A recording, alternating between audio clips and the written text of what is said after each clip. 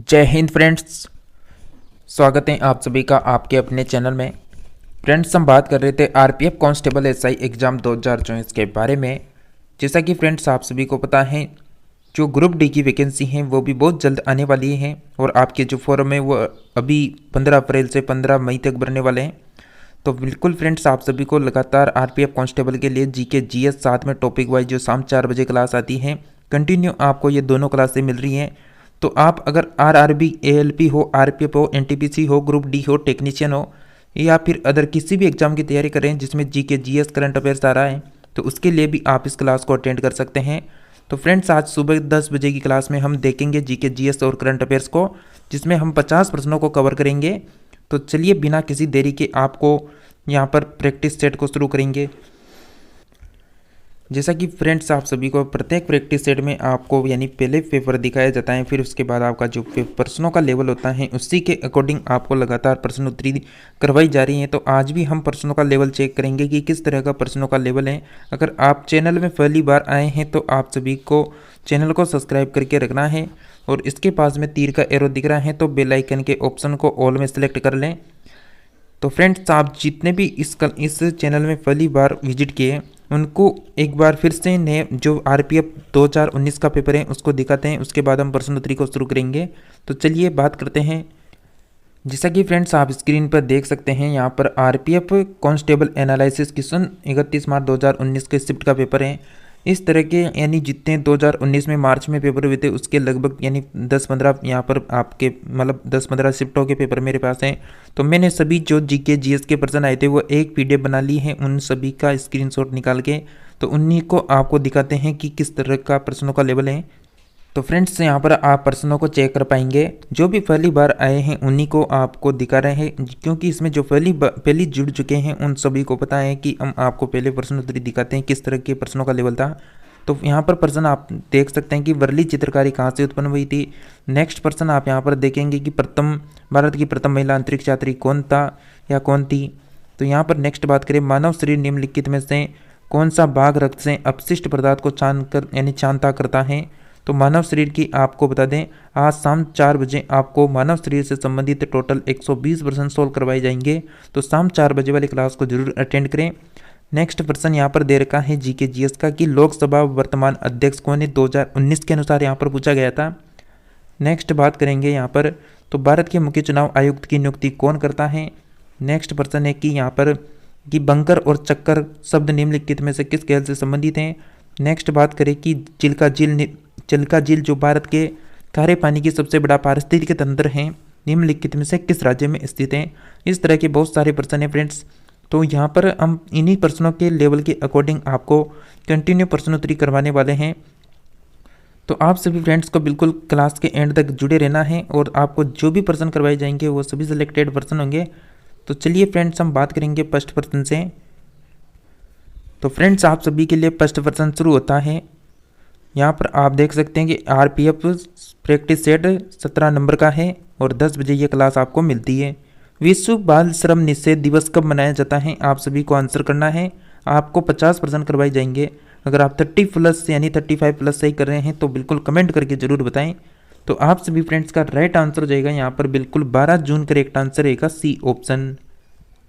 Next प्रश्न है कि विधान परिषद के लिए चुनाव लड़ने के इच्छुक व्यक्ति को न्यूनतम आयु होनी चाहिए। तो कितनी न्यूनतम आयु होनी चाहिए, यहाँ पर राइट आंसर रहेगा 30 वर्ष। डी ऑप्शन हमारा करेक्ट आंसर हो जाएगा। नेक्स्ट है कि प्रकाश के एक माध्यम से दूसरे माध्यम में गुजरने पर उसकी दिशा में होने वाले परिवर्तन की घटना खालिस्तान कहलाती है। तो क्या कहलाती है फ्रेंड्स, आपको आंसर करना है।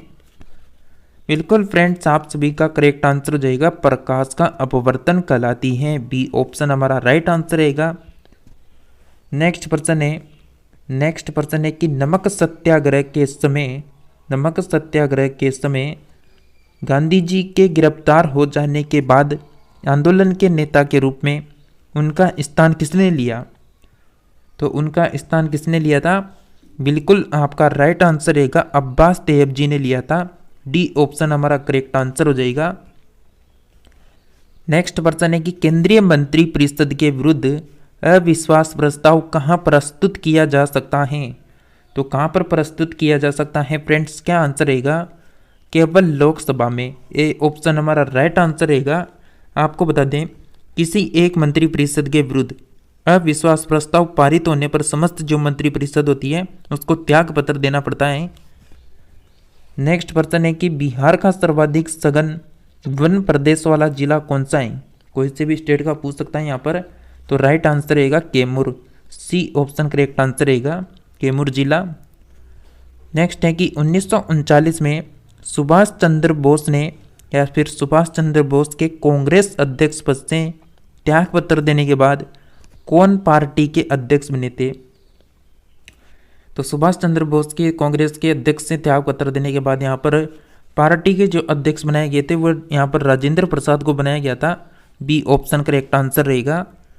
नेक्स्ट प्रश्न है कि कालीबंगा किस राज्य में स्थित है? सभी सब्जेक्टों को आपको यहाँ पर यानी प्रश्न उत्तरी देखने को मिल जाएगी। हिस्ट्री, पॉलिटिकल, इकोनॉमिक्स हो या करंट अफेयर्स हो, बायोलॉजी हो, फिजिक्स हो, केमिस्ट्री हो, कोई सा भी सब्जेक्ट हो, स्टैटिक जीके के सभी यहाँ पर प्रश्न उत्तरी आपको देखने को मिलेगी आपके पेपर के अकॉर्डिंग। राइट आंसर रहेगा फ्रेंड्स आप सभी का यहाँ पर। जो कालीबंगा सभ्यता है वो बिल्कुल राजस्थान के हनुमानगढ़ जिले में स्थित है। तो यहाँ पर आप सभी का राइट आंसर क्या रहेगा? इनमें से कोई नहीं। तो यहाँ पर डी ऑप्शन करेक्ट आंसर रहेगा। तो ये कहाँ पर स्थित है? राजस्थान के हनुमानगढ़ डिस्ट्रिक्ट में। नेक्स्ट प्रश्न की बात करें। नेक्स्ट प्रश्न है कि इको मार्क उन भारतीय उत्पादों को दिया गया है जो पर्यावरण के प्रति मैत्रीपूर्ण हो। बी ऑप्शन राइट आंसर रहेगा इस प्रश्न का। नेक्स्ट प्रश्न है कि अंतरिक्ष में भेजा गया भारत का प्रथम उपग्रह आर्यभट्ट कब छोड़ा गया था? तो अंतरिक्ष में भेजा गया भारत का प्रथम उपग्रह आर्यभट्ट कब छोड़ा गया था? फ्रेंड्स आपको जल्दी से आंसर क्लिक करना है। क्या आंसर रहेगा आप सभी का? राइट आंसर 19 अप्रैल 1975 हमारा राइट आंसर रहेगा, सी ऑप्शन। नेक्स्ट प्रश्न की ओर बढ़ेंगे। फ्रेंड्स आपको किसी भी प्रश्न में कंफ्यूजन है, डाउट है तो आप सभी हमें कमेंट करके पूछ सकते हैं।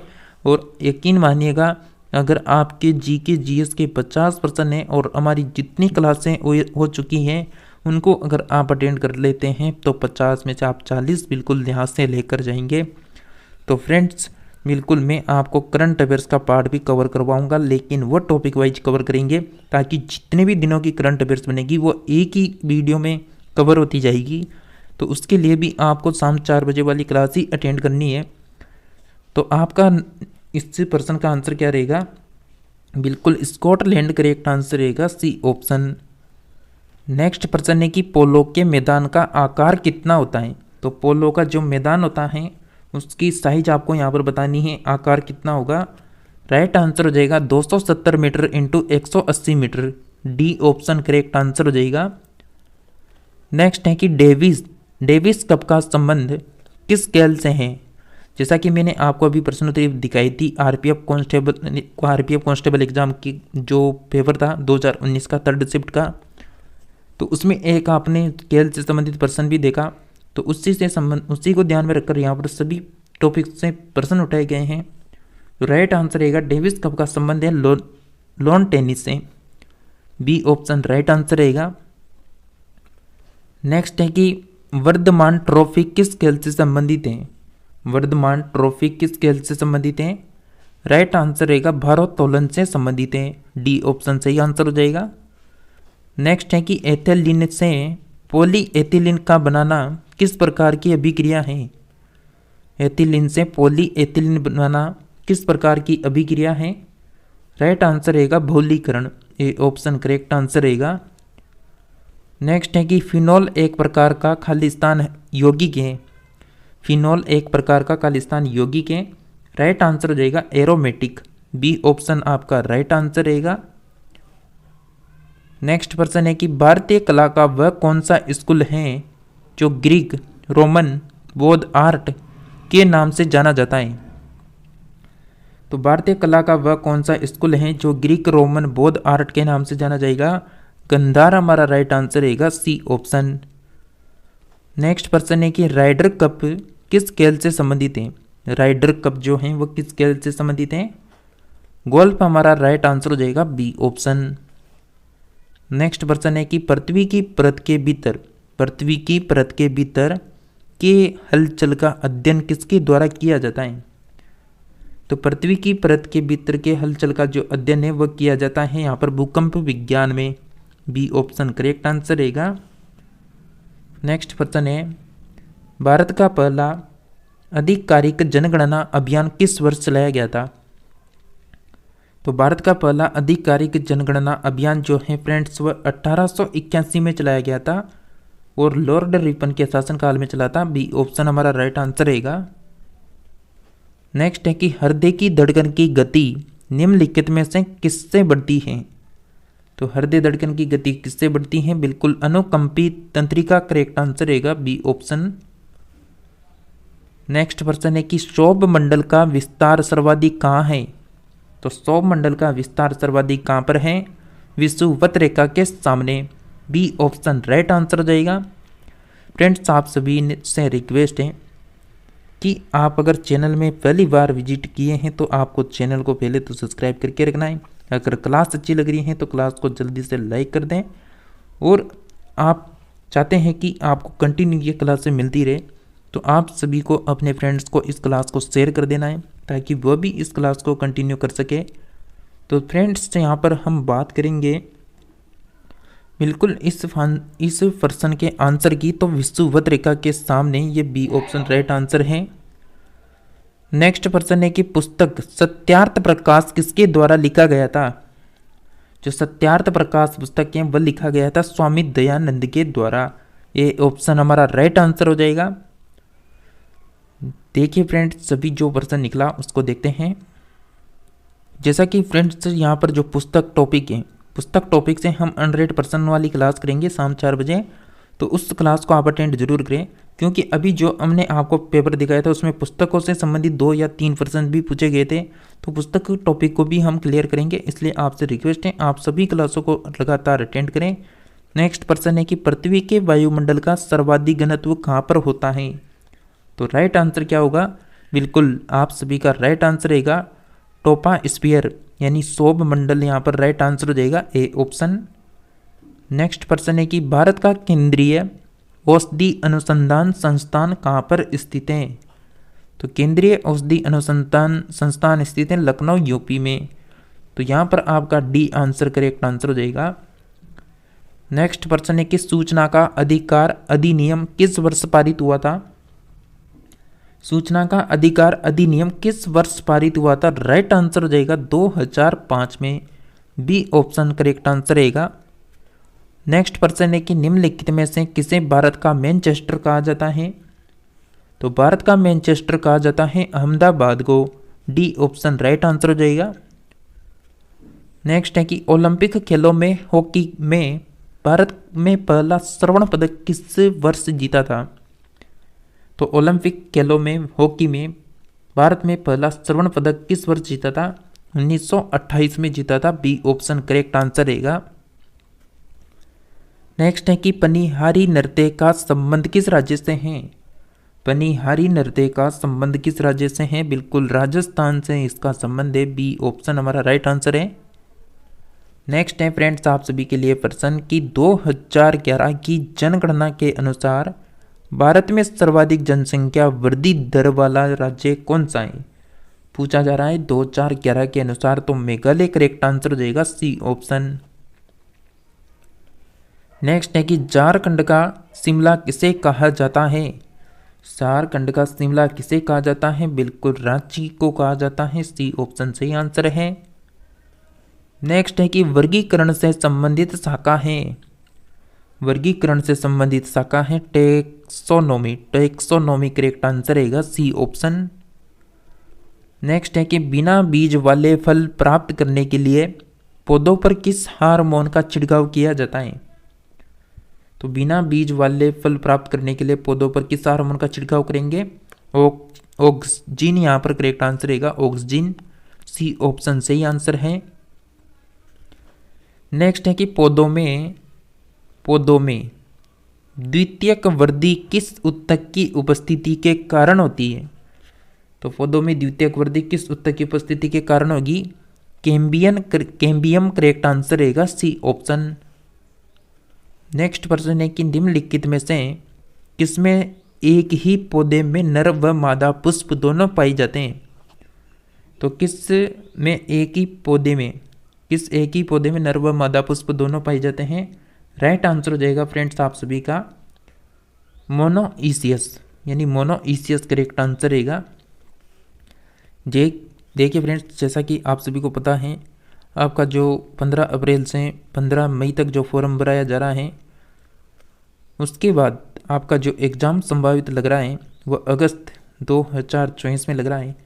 तो अगर 2000 अगस्त में आपका पेपर होता है तो मई के बाद यहाँ पर अभी पूरा आधा अप्रैल नहीं है, अप्रैल ख़त्म हो चुका है। तो मई है, जून है, जुलाई है, तीन महीने हैं। 3 महीने में आपकी जीके का पूरा सिलेबस टॉपिक वाइज और यहाँ पर जीके जीएस करंट अफेयर्स एक साथ सारा जीके क्लियर हो जाएगा। बस आप कंटिन्यू क्लासों को अटेंड करते रहिए। तो चलिए हम बात करेंगे, यहाँ पर इसका आंसर हो गया डी ऑप्शन। नेक्स्ट प्रश्न है कि फलों को जल्दी पकाने में किस हार्मोन का प्रयोग किया जाता है? तो फलों को पकाने के लिए प्रयोग होता है ethylene. D option right answer रहेगा आप सभी का। नेक्स्ट प्रश्न है कि कवक किस खाद्य पदार्थ का संचय करते हैं? तो कवक किस खाद्य पदार्थ का संचय करेंगे? राइट आंसर रहेगा glycogen. C option right answer हो जाएगा। नेक्स्ट प्रश्न है कि संयुक्त राष्ट्र संघ की सुरक्षा परिषद में निम्न में से कौन सा देश स्थायी सदस्य नहीं है? तो कौन सा देश स्थायी सदस्य नहीं है? जापान करेक्ट आंसर रहेगा बी ऑप्शन। नेक्स्ट है कि निम्नलिखित में से कौन सा केंद्रीय सरकार का कर नहीं है? तो केंद्र सरकार का यहाँ पर टैक्स कौन सा नहीं है? राइट आंसर रहेगा भू राजस्व, यानी भूमि राजस्व करेक्ट आंसर हो जाएगा बी ऑप्शन। नेक्स्ट है कि निम्न में से सबसे बड़ा द्वीप कौन है? तो निम्न में से सबसे बड़ा द्वीप कौन है?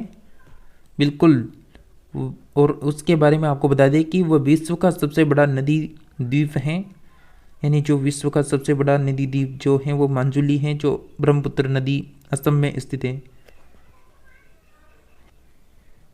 फ्रेंड्स, हम इस आंसर की बात करें तो ग्रीनलैंड यहाँ पर करेक्ट आंसर रहेगा। जो यहाँ पर सबसे बड़ा द्वीप कौन है? तो ग्रीनलैंड हो जाएगा। लेकिन यहाँ पर विश्व में हम बात करें कि सबसे बड़ा जो नदी द्वीप आता है वो कौन सा आता है, तो सबसे बड़ा जो नदी द्वीप आएगा वो आएगा यहाँ पर मांजुली करेक्ट आंसर रहेगा। मांजुली, ब्रह्मपुत्र नदी, असम। नेक्स्ट प्रश्न है कि बिरसा मुंडा के गुरु कौन थे? तो बिरसा मुंडा के गुरु कौन थे? आनंद पांडे करेक्ट आंसर हो जाएगा बी ऑप्शन। नेक्स्ट है कि रेशेदार दिखाई देने वाले मेघ को क्या कहते हैं? तो रेशेदार दिखाई देने वाले मेघ को क्या कहा जाता है? बिल्कुल पक्षाब कहते हैं। सी ऑप्शन राइट आंसर हो जाएगा। नेक्स्ट है कि शीतोष्ण कटिबंधीय क्षेत्रों में सामान्यतः किस प्रकार की वर्षा होती है? जैसा कि आप सभी को बता दें, हमने अब तक जो टॉपिक वाइज क्लास थी उसमें सौर मंडल टॉपिक से संबंधित 200 प्रश्न किए थे, और फिर प्रेसिडेंट यानी राष्ट्रपति से संबंधित हमने लगभग यानी 150 प्रश्न कवर किए थे। और आज शाम 4 बजे हमारी जो क्लास आएगी वो आएगी साइंस की, बायोलॉजी की, जिसमें हम मानव रोग से संबंधित, मानव शरीर से संबंधित यानी 20 प्रश्नों को कवर करेंगे। तो आज शाम 4 बजे वाली क्लास को भी जरूर अटेंड करें। आपको पेपर में जो प्रश्न पूछा गया है उसी टॉपिक को हम लगातार क्लियर करते हुए चलेंगे। तो आप सभी प्रश्नों को लगातार अटेंड करें, सभी क्लासों को लगातार देखते रहें। तो आप सभी का नेक्स्ट प्रश्न था यहाँ पर कि शीतोष्ण कटिबंधीय क्षेत्रों में सामान्यतः किस प्रकार की वर्षा होती है? तो आप सभी का राइट आंसर क्या रहेगा? बिल्कुल राइट आंसर हो जाएगा चक्रवातीय वर्षा करेक्ट आंसर रहेगा बी ऑप्शन। नेक्स्ट प्रश्न है फ्रेंड्स आपका प्रश्न, टाइफून नामक चक्रवात में कौन सा क्षेत्र प्रभावित होता है? तो कौन सा क्षेत्र प्रभावित होता है? बिल्कुल चीन सागर प्रभावित होता है। बी ऑप्शन राइट आंसर रहेगा। नेक्स्ट है कि निम्नलिखित में से कौन सा मेघ सूर्य एवं चंद्रमा के चारों ओर प्रभा मंडल का निर्माण करता है? तो प्रभा मंडल का निर्माण करता है पक्षाब स्त्री। डी ऑप्शन राइट आंसर हो जाएगा। नेक्स्ट प्रश्न है कि किस प्रकार की वर्षा बिजली की चमक एवं बादलों की गरज के साथ होती है? तो किस प्रकार की वर्षा बिजली की चमक और बादलों की गरज के साथ होती है? राइट आंसर क्या रहेगा फ्रेंड्स? बिल्कुल राइट आंसर है, राइट आंसर हो जाएगा फ्रेंड्स आप सभी का सहवनीय वर्षा। करेक्ट आंसर रहेगा सी ऑप्शन। चलिए नेक्स्ट पर्सन की बात करें।